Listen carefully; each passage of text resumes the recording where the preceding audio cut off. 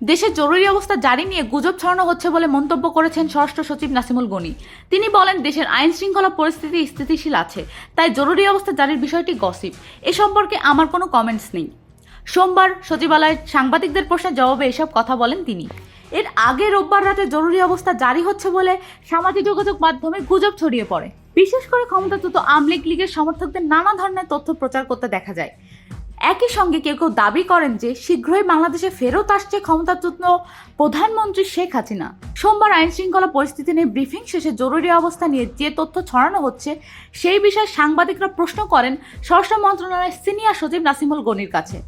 জবাবে স্বরাষ্ট্র সচিব বলেন, আইন শৃঙ্খলা পরিস্থিতির অবনতি হওয়ার আশঙ্কা কোনো তথ্য আমার কাছে নেই।